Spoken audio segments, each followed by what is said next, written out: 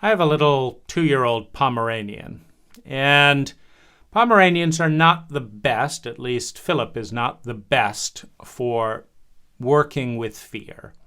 But one of the things, I was going through severe PTSD, as I got Philip as a puppy. And by the time he was 6 months old, he had learned to stop biting and running around, etc. And every morning he would sit. I'd be on my side, and he'd put his butt and his back down right in my chest and just breathe heavily. Like this was his place.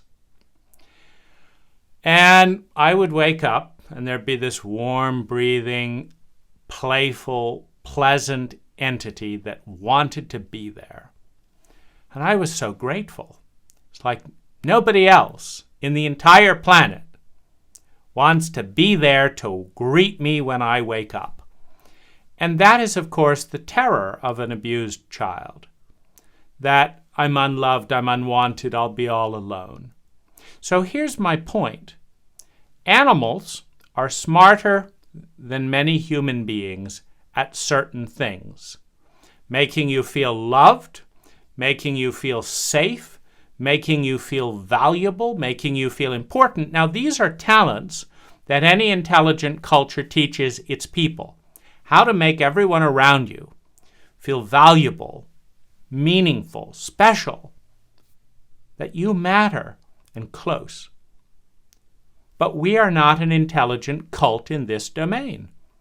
We do not teach people this. In fact, we teach little children who are born with this tendency of wanting to connect and make everyone feel important.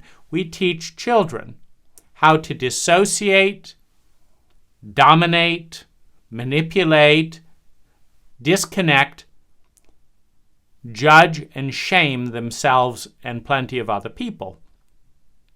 And we teach them that their value comes from their independence rather than from their ability to connect and radiate joy or love.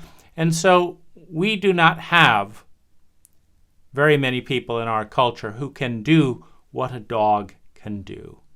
Now, if you're anxious and you have someone with you, there are times when I would get out of bed just to play with my dog, to make him happy. And he would be delighted.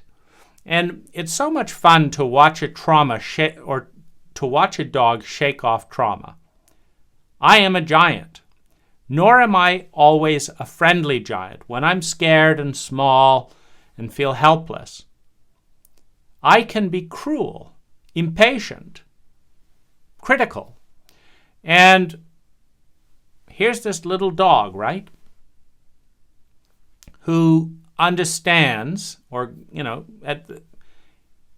he bit me and thought it was fun, and I hit him because I didn't want to be bit. Well, that's a giant hitting this small little animal.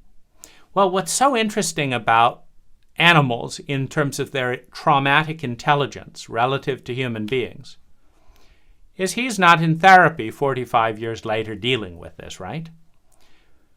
He looked at the situation, looked at me, decided not to bite me again. He shook his body, let it all out. Then he came back and played, right? It's all done, right? It's all the stress and fear is off.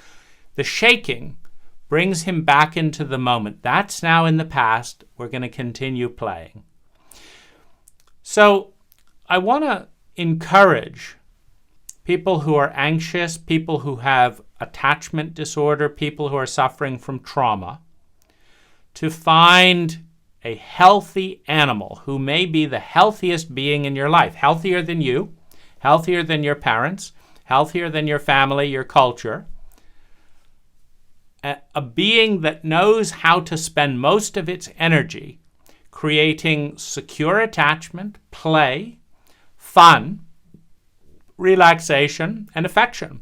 If we were smart, we would be doing that. We'd be spending most of our energy creating healthy attachment, play, affection, eating, having long, languorous sleeps, and we might grasp the intelligence of a dog. We're busy making it as hard as possible to sleep well, have sex, be close to other human beings, and eat well, right? Rushing around doing all these kind of things. The dog is too intelligent. So one of the techniques can be to talk to a dog, can be to play to a dog or play with a dog, can be to mimic a dog. Look at how the dog dealt with this little traumatic situation. They did their yoga pause.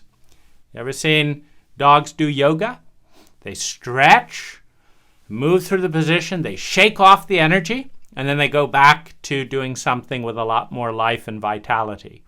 I've learned a tremendous amount from Philip, and the quality of my life is up, 20 to 30% every day because of this wonderful relationship with a beautiful animal that it takes an incredible amount of chauvinism to pretend is less evolved than me, when by every objective measurement, he's living a happier, healthier life than I am with a lot less resources, which in my book means that we've got a lot to learn from dogs.